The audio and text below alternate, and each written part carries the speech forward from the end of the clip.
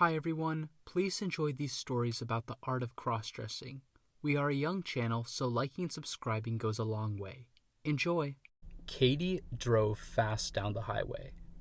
I felt my body jolting around in the tight black dress. I was glad that I was wearing my seatbelt. The first stop was Starbucks. I begged Katie to go through the drive-thru, but she insisted on going into the coffee shop. I told her I refused to go in. She chuckled and got out of the car. She walked around to my door and opened it. She said, "Come on, this is no way for a princess such as yourself to act." I laughed a bit and took her hand. We walked into the store together. I asked her if I could hold her hand when we were out. She said sure. It made me feel more safe. There was no line, so we walked right over to the counter. Katie ordered first. The lady then asked if I wanted anything. I said in my most feminine voice, can I have a caramel frappuccino?" Katie and the lady at the counter both smiled when I said that. I could tell that they both thought it was really funny. The lady at the counter nodded and remarked, "I love your dress. It looks so great." I said thank you. Katie said, "It's actually my dress. He just wanted to dress up to come to Starbucks." The lady at the counter giggled and said, "Well, he looks great. You rock it better than I ever could." We left the counter. Katie guided me over to a table, and we sat down. Katie asked if I was having fun. I nodded my head and said, "Yeah, it is great." Katie laughed. Someone said Katie's name, and she went to get our drink. When I was by myself, I noticed a group of college-aged boys looking at me across the table.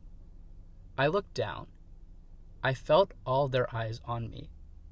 Katie came back and put the drinks down. She sat down and started to sip her drink.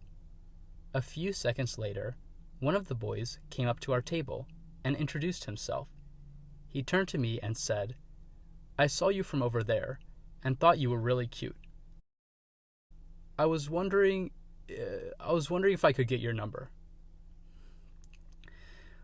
I glanced at Katie and saw that she was holding in a smile.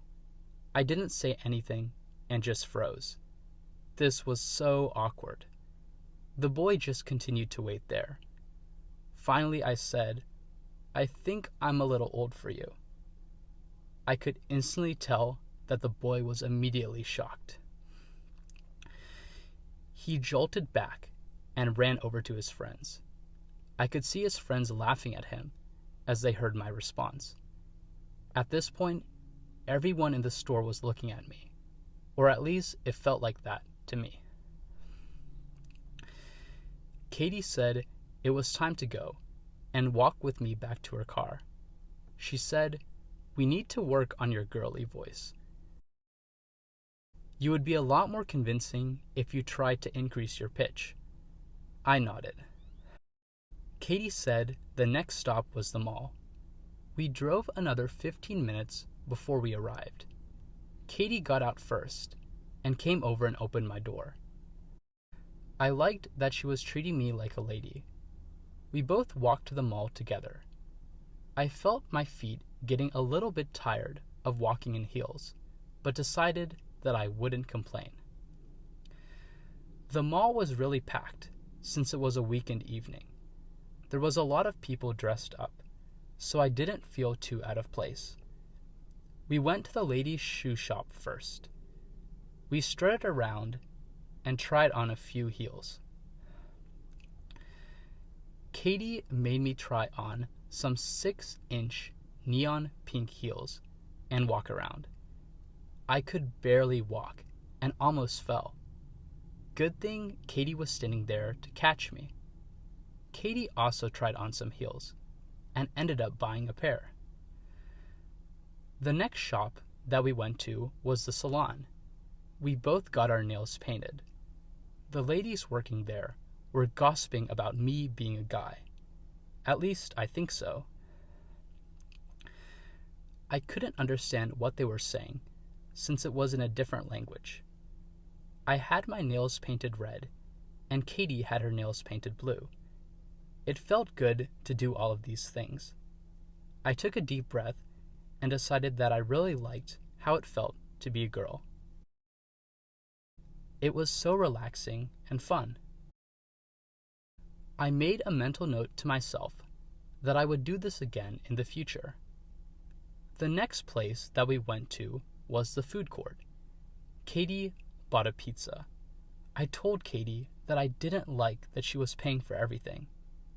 She said that it was okay because she wanted me to know how it felt to be a woman.